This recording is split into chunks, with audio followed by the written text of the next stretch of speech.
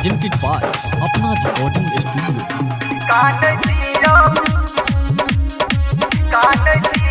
बैठ के रोजे दारू के दुकान पर छोड़ के जब स गेला ससुराल में रह छियौ जान पगला के हाल में। छोड़ के जब स गेला ससुराल में रह छियौ जान पगला के हाल में। हमर प्यार न रखल ध्यान पर तोर जुदाई पर लई भारी जान गए हमरा जान पर।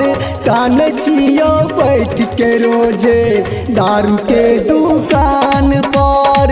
कान छियो बैठ के रोजे दारू के दुकान पर। प्रेजेंटेड बाय अपना रिकॉर्डिंग स्टूडियो।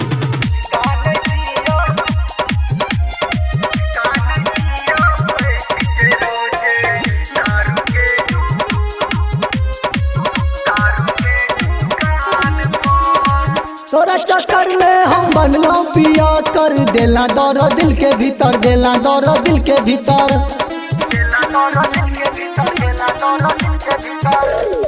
तोरा चक्कर में हम बनलो पिया कर देला दौर दिल के भीतर, देला दौर दिल के भीतर। अखनो धड़कैया दिल तोरे नाम पर।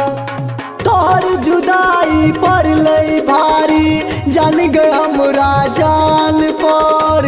कान छियो बैठ के रोजे दारू के दुकान पर।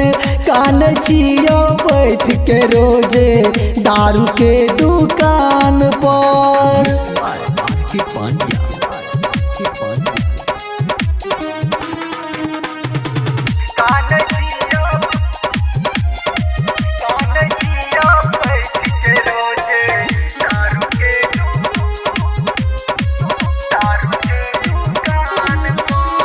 सोचल सपना के लाशक ना चूर मर जेबो खा के माहूर, मर जेबो खा के माहूर।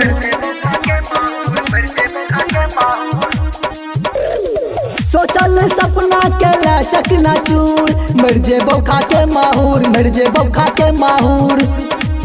मिला अभिया तू अब समोसान पर।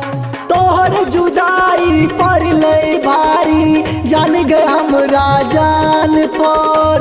कान छियो बैठ के रोजे दारू के दुकान पर।